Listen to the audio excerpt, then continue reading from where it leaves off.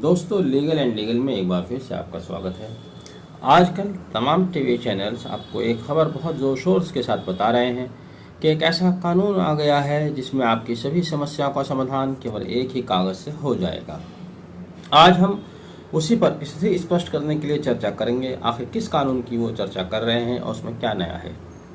शुरू करने से पहले मेरा आपसे निवेदन, वीडियो आखिर तक देखिएगा।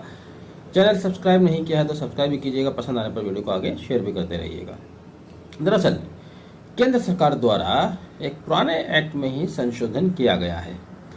पहले से हमारे पास birth and death registration act 1969 है, जिसमें सरकार द्वारा संशोधन कर 11 अगस्त 2023 को ऑफिशियल गजट प्रकाशित कर दिया गया है ministry of law and justice के द्वारा। क्यों किया गया ये आप जान सकते हैं। जैसे कि हमने बताया कि आपका जो पुराना कानून है वो अब भी एग्जिस्ट करता है, वो प्रिंसिपल एक्ट के नाम से रहेगा।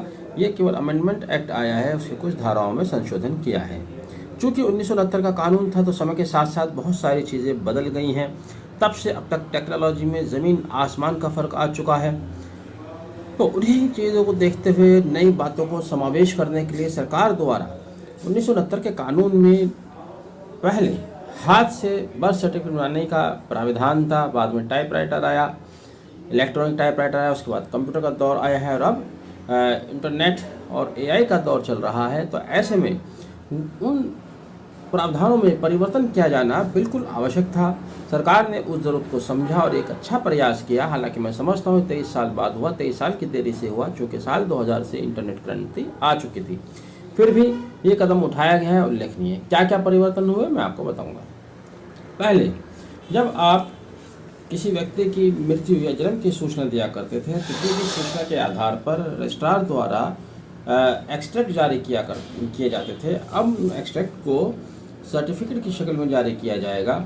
साथ ही अब ये सर्टिफिकेट इलेक्ट्रॉनिक फॉर्म में होंगे और इस सर्टिफिकेट को भारत सरकार के दूसरे विभागों द्वारा भी एक्सेस किया जा सकता है। अर्थात पहले यदि किसी व्यक्ति की आपको जन्म तिथि निर्धारित करनी है तो उसी व्यक्ति के ऊपर आप निर्भर करते थे जो आपको प्रमाण पत्र लाकर देगा। अब उस व्यक्ति के ऊपर निर्भरता समाप्त हो जाएगी।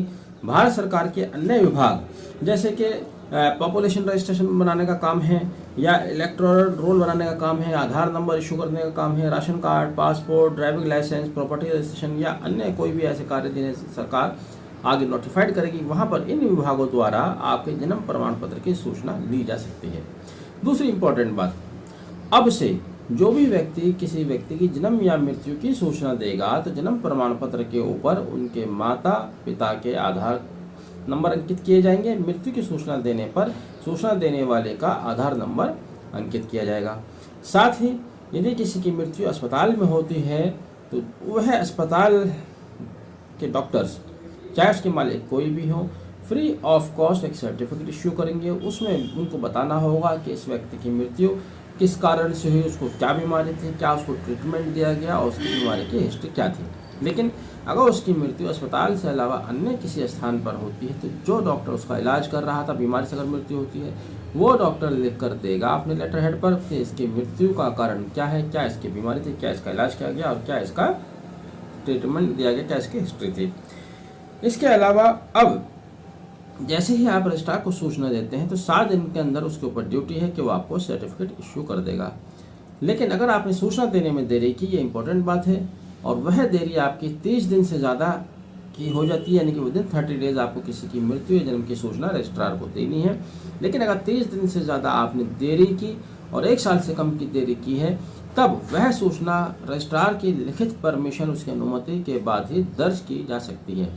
परंतु यदि सूचना देने में 1 साल से अधिक की देरी होगी, जैसे कि आमतौर से देखने में आता है, किसी का जन्म होने पर लापरवाही बरती जाती है, देरी होने की दशा में, 1 साल से अधिक की देरी होने की दशा में वह सूचना केवल तभी दर्ज की जाएगी जबकि उस जिले के डिस्ट्रिक्ट मजिस्ट्रेट या सब डिविजनल मजिस्ट्रेट या एग्जीक्यूटिव मजिस्ट्रेट उसको सूचनाओं को वेरीफाई कर लेते हैं कि जो सूचनाएं आप दे रहे हैं वैसे ही, यानी कि वहाँ पर एक लंबा प्रोसेस में आप फंस जाएंगे, इसलिए सूचना देने में देरी नहीं करेंगे। दूसरा, जहाँ पर फीस का मामला था, 50 रुपये फीस थी, उसको बढ़ाकर 250 रुपये कर दिया गया है। कोई वायलेशन होता है तो उस फीस को बढ़ाकर 1000 रुपये कर दिया गया है सूचना देने वाले को। लेकिन यदि रजिस्ट्रार की तरफ से कोई देरी होती है, कोई वायलेशन किया जाता है, तो वहाँ उनके ऊपर फाइन केवल 50 रुपये ही रखा गया है। जबकि आप ये भी जानते हैं आजकल अब यहाँ हमें कहना पड़ रहा है कि 500 रुपये से कम तो रिश्वत भी नहीं लेते। वहाँ उन अधिकारियों के ऊपर फाइन बढ़ाना चाहिए था, लेकिन वहाँ पर फाइन नहीं बढ़ाया गया है। अब आप ये भी समझ लीजिएगा, जिसको टीवी चैनल्स बढ़ा चढ़ाकर बता रहे हैं, कुछ उसमें सच्चाई भी है कि आपके ये प्रमाण पत्र, जन्म प्रमाण पत्र कहाँ कहाँ काम आएगा।